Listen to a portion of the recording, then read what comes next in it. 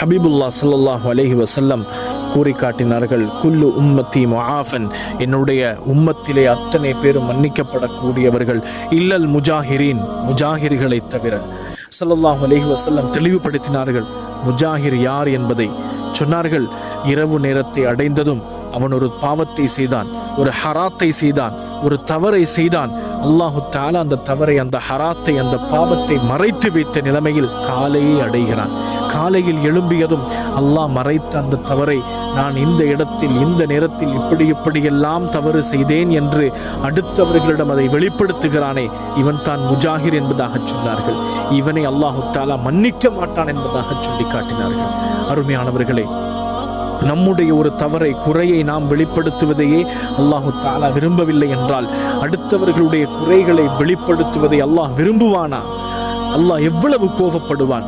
இன்று திடீர் அவுலியாக்கள் உருவாகி அடுத்தவர்களுடைய மானத்திலே கை வைக்கிறார்கள். அல்லாஹ்வை பயந்து கொள்ளுங்கள்.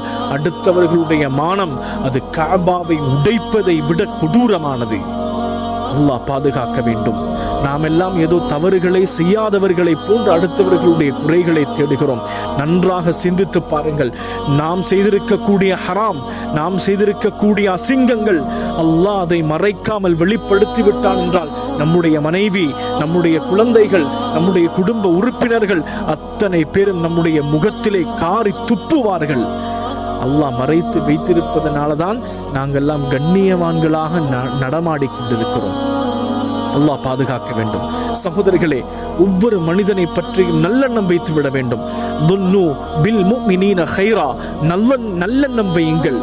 நல்லெண்ணம் வெச்சதுனால ஒரு சஹாபி சொர்க்கவாதியாக உலகத்திலேயே சாட்சி சொல்லப்பட்டிருக்கிறார்கள் ஸல்லல்லாஹு அலைஹி வஸல்லம் அவர்கள் மூலமாக.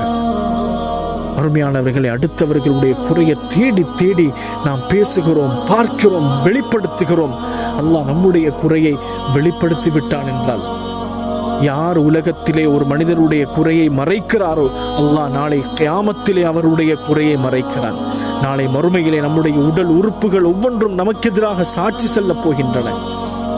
நம்முடைய தோள்கள், நம்முடைய கண்கள், காது, மூக்கு அனைத்தும் நமக்கு எதிராக சாட்சி சொல்லப் போகின்றன. நாம் செய்த ஒவ்வொரு விடயங்களும் நம்முடைய கண்களுக்கு முன்னாலே காட்டப்படும். அந்த நாள் உலகத்திலே நாம் ஒருவருடைய குறையை மறைச்சிருந்தா அல்லாஹ் நம்முடைய குறையை அந்த தினத்தில் மறைக்க போறான்.